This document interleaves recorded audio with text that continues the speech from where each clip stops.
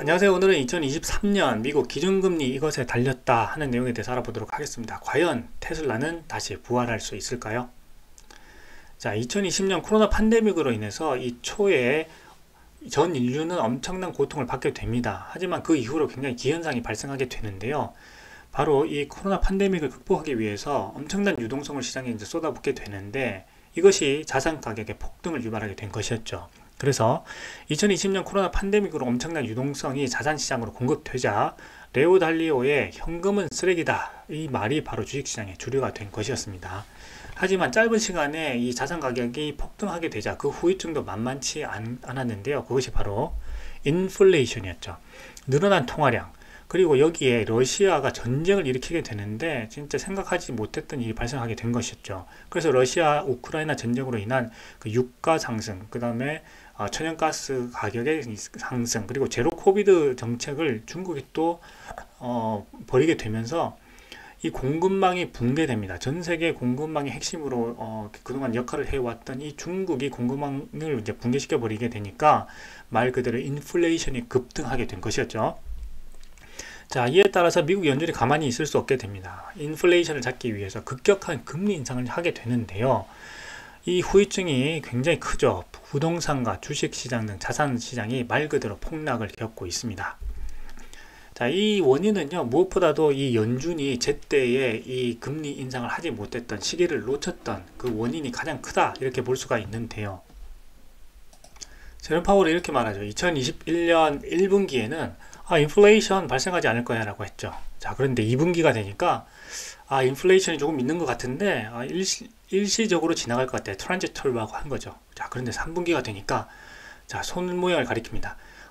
인플레이션이 이 정도는 올라갈 거지만 피크를 찍은 것 같아 라고 하죠. 자, 근데 4분기가 되니까 표정이 심각해집니다.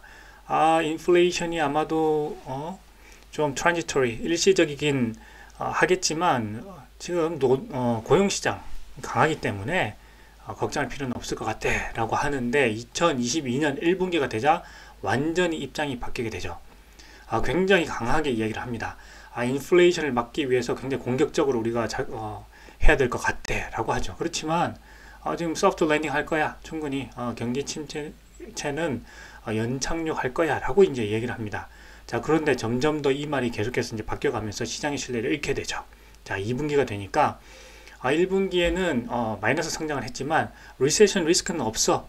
자, 근데 3분기에 가니까 그래, 리세션 인정할게. 그렇지만 뭐 집을 잃을 정도는 아니야. 자, 4분기가 되니까 완전히 바뀌었습니다.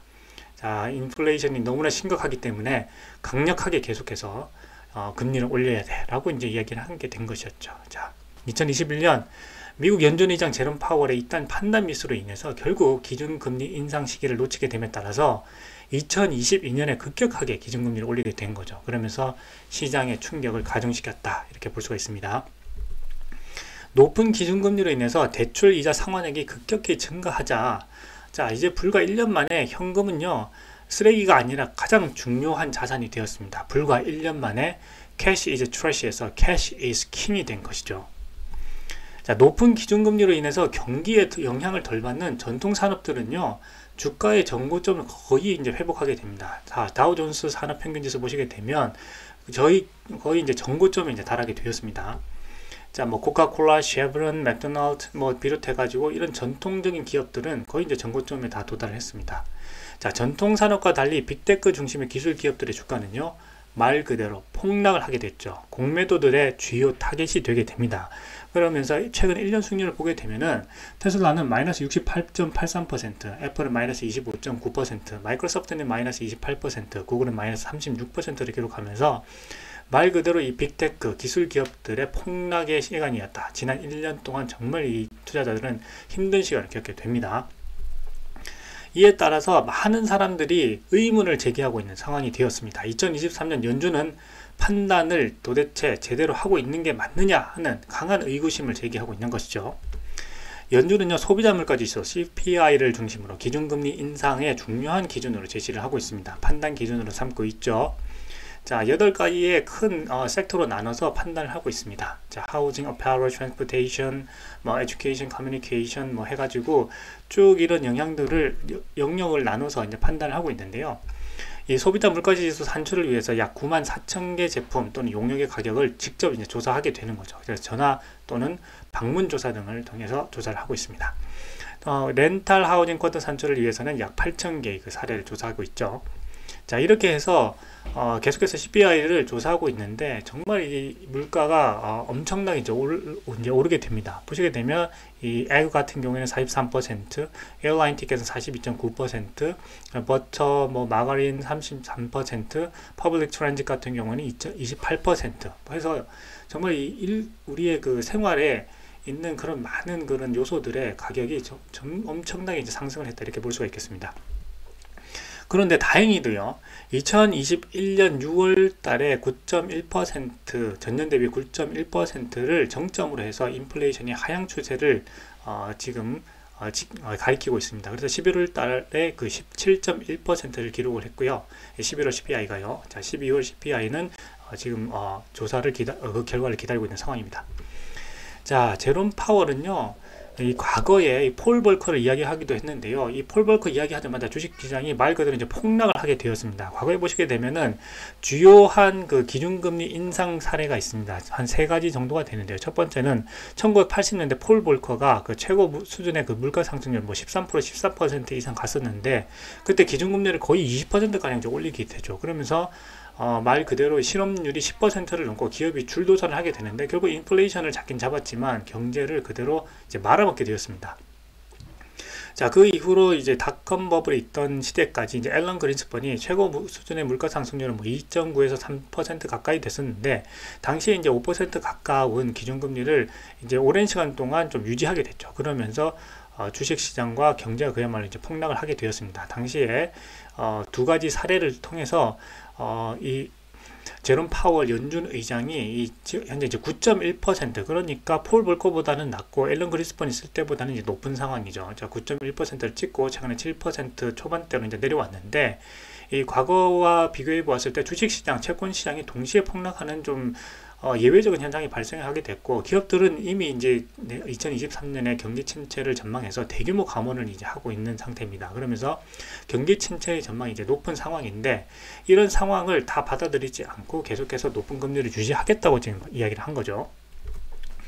제롬 파월 미국 연준 의장은요, 2022년 계속해서 미국의 그 노동시장, 고용시장이 강하기 때문에 경기 침체를 볼 수 없다, 이런 입장이었습니다. 그래서 기준금리를 인상해야 된다는 그 논리를 지속해왔고, 자이언트 스텝을 거의 3번이나 하게 되죠. 그런데 이 연준의 판단에 최근에 그 의문이 점차 증가하고 있는 상황입니다. 왜냐하면 벌써 이거 테슬라, 마이크로소프트, 넷플릭스, 그다음 T-Mobile, 리비안, 구글, 메타, 그 다음에 엔비디아 이르까지 이 대규모 그 감원을 지금 2020년에 했단 말이죠. 그렇기 때문에 이 양질의 일자리들이 계속해서 이제 줄어들고 있는데, 이것과 다르게 고용시장이 강하다고 이제 주장을 하면서 기준금리를 높게 올리고 있죠. 이렇게 되기 때문에 경기 침체로 볼 수 없다는 이 입장에 대해서 점차 많은 의문이 제기되고 있는 상황입니다. 자, 최근 고용시장이 강하다는 경제 상황에 긍정적인 뉴스는 주식시장에 부정적인 영향을 주게 되는데요. 굿 뉴스는 bad 뉴스가 되고요, bad 뉴스도 또 bad 뉴스가 됩니다. 그러면서 주식시장에 어떤 뉴스가 나오든 간에 그 투심을 악화시키고 있는 지금 작용을 하게 됐는데요. 자, 미국 연준은 최근 고용시장이 강하다는 것을 경기 침체를 부정하는 요소로 이제 판단하고 있다는 것에 많은 의문이 제기되고 있는 상황입니다. 자, 그래서 그 월스트리트가 특히 이제 강력한 일자리 수에 이제 민감하게 반응을 하고 있습니다. 고용시장의 회복력이 높다, 어떤 수치로 볼 때는 그렇게 지금 판단을 하고 있는 것 같은데요. 작년에 미국 경제는 그 역사상 두 번째로 많은 450만 개 일자리를 창출을 했고, 그 1000만 개 이상 일자리가 생겼다고 합니다. 그래서 지금 이러한 그 고용시장의 그 강한 모습들은 오히려 주식시장에 악영향을 제공하고 있다, 악영향을 미치고 있다, 지금 이렇게 판단이 되고 있죠. 자, 그런데 참 이런 문제에 대해서 또 여러 가지 의문점이 또 제기되고 있는 것도 사실입니다. 자, 최근에 그 12월 일자리 보고서가 이제 발표가 됐죠. 12월에는 22만 3천 개 새로운 일자리가 추가되었지만은, 자, 2020년 12월 이후로 일자리 추가 속도가 가장 느리게 이제 반응을 하게 되었습니다. 그래서 12월 임금은 연간 기준으로 4.6% 증가를 했고, 2021년 8월 이후 가장 느린 속도라고 했죠. 그래서 이 일자리가 추가는 되고 임금도 상승을 했지만 이 상승 속도, 증가 속도가 가장 느렸다 하는 점에 이 주식시장이 또 긍정적으로 이제 반응을 하게 됩니다. 자, 그러면서 주식시장이 오히려 또 이 연준의 그 어떤 신뢰에 대한 의문을 제기하면서 또 상승을 하게 되는 이런 현상을 발생하게 되었습니다. 자, 그런데 최근 고용시장이 강한 이유를 좀 살펴보게 되면요, 이 베이비 부머들이 점차 이제 은퇴를 하고 있습니다. 그러면서 동시에 출생률이 저하되고 있죠. 그래서 노동시장에 이들이 차지해 왔던 그 양질의 노동력은요, 오히려 이제 감소를 했다는 것이 많은 사람들도 분석이기도 합니다. 그렇기 때문에 양질의 노동력은 감소했는데 그 외에 저임금 일자리에 대한 그 수요들이 공급이 이제 적어지면서 수요가 이제 높게 보이는 그런 현상들이 또 벌어지고 있다. 이런 이제 분석을 하고 있거든요. 자, 그래서 2016년 이후 미국이 그 이민자 수를 굉장히 감소시키게 됩니다. 쿼터를 줄여버리게 되면서 이로 인해서 저임금 노동자 수가 크게 감소를 했고요. 여기에 대한 일자리 수요는 늘어나는 반면 공급이 감소해서 노동시장이 강한 것으로 보이는 왜곡 현상이 발생하게 됐다. 자, 이런 분석이 있습니다. 자, 그런데도 불구하고 이 제롬 파월 미국 연준 의장은 계속해서 그 미국의 그 노동시장, 고용시장이 강하기 때문에 경기 침체로 볼 수 없고, 그래서 기준금리를 인상해야 한다, 이런 논리를 지속하고 있는데, 이런 판단에 그 의문이 제기되고 있는 것이죠. 과연 양질의 일자리가 늘어나는 것이 아니고 저임금 일자리에 대한 그 공급이 부족함으로 인해서 수요가 커져 보이는 이 현상이 어떻게 고용시장에 강하다고 판단할 수 있는 것이냐, 그리고 그 양질의 일자리를 제공하고 있는 대규모 빅테크들이 그 감원을 그 2022년에 대규모로 이제 하게 되면서 실직자들이 많이 발생하게 되었는데, 이런 현상하고 어떻게 반대로 판단할 수 있느냐, 지금 이렇게 많은 사람들이 이제 의문을 제기하고 있는 거죠. 자, 그러면서 동시에 이 러시아와 우크라이나 전쟁이 이제 끝을 향해서 달려가고 있습니다. 사실상 전쟁은 끝나가고 있고요. 주식시장은 이미 이 부분에 대한 예측을 어느 정도 이제 하고 있는 상황이기도 합니다. 자, 그리고 중국도요, 결국 다른 나라들과 같이 위드 코로나를 위한 최종 단계를 겪고 있는 상황입니다. 최근에 엄청나게 이제 많은 확진자가 이제 늘어나면서 결국 이제 방역을 포기한 상태로 가게 됐죠. 그래서 사망자 수도 많지만 이런 것들을 이미 다른 나라들은 벌써 이제 다 겪고 지나간 상황입니다. 자, 그렇기 때문에 2022년에 급격한 인플레이션을 유발했던 러시아 우크라이나 전쟁과 전 세계 공급망 붕괴의 원인이었던 중국의 제로 코비드 정책의 끝이 이미 가까웠기 때문에 이 인플레이션은 이제 거의 이제 끝에 정점을 찍고 지금 내려가고 있는 상황이다, 이렇게 많은 분석을 하고 있죠. 그리고 또한 이런 2023년의 경기 침체를 대비해서 이 빅테크를 비롯해서 많은 기업들이 대규모 감원을 이제 했는데, 일자리가 여전히 강하다고 지금 판단하고 있는 것은 어떤 통계의 오류가 아니냐라고 이야기하고 있는 거죠. 양질의 일자리는 줄어들고 이민자 수 급감으로 인해서 저임금 그 노동자들이 채워왔던 그 자리에 대한 공급이 감소함으로써 여기 수요가 이제 더 커져 보이는 그런 왜곡 현상을 잘못 판단하고 있는 것이 아니냐, 좀 이런 분석을 하고 있는 것입니다. 자, 그래서 2023년 미국 기준금리 이것에 달렸다라고 할 때, 미국 기준금리를 판단하는 이 제롬 파월과 그 연준이 과연 노동시장을 어떻게 분석하고 있는가에 따라서 기준금리를 결정할 중요한 요소가 된다고 봅니다. 여기에 따라서 테슬라를 비롯한 이 빅테크들의 주가도 영향을 받게 되겠죠. 그리고 또한 테슬라에 있어서는 이 트위터 인수에 관한 문제가 언제쯤 이제 결말을 지을 것인지, 이런 부분이 또 주가에 영향을 미칠 것으로 판단이 됩니다. 자, 그리고 공매도와 패닉셀이 언젠가는 끝나게 되겠죠. 자, 그렇게 된다면 그 시점이 언제인지, 이런 것들은 또한 거시 경제적인 요소들에 또 영향을 받게 될 것입니다. 자, 그렇기 때문에 이러한 노동시장에 대한 어떤 예측, 분석을 연준이 어떻게 하느냐에 따라서 이 기준금리를 결정하게 될 것이고, 이 기준금리를 결정함에 따라서 주식시장에 영향을 주게 될 것입니다. 이미 전통산업의 주가는 전고점을 거의 회복한 상황이고, 이후에 이제 빅테크들이 지금 많이 저평가되어 있는 상황이기도 합니다. 시장의 공포가 좀 과하다, 이런 판단들이 많이 있죠. 그렇게 된다면 어느 시점에 가서는 이 전통산업으로 갔던 이 돈이 다시 이런 빅테크 기술주로 가는 시점이 또 오게 됩니다. 항상 이제 순환을 해왔던 것이기 때문에 그 시점이 아마 2023년에 도래하지 않을까라는 판단을 조심스럽게 해보게 되는데요. 그때가 바로 이제 테슬라의 주가도 함께 상승하는 그런 시기가 되지 않을까 생각해 봅니다. 여러분, 많은 문제와 어떤 위험과 위기에 대해서 제시되고 있는 뉴스들이 쏟아지고 있는데요.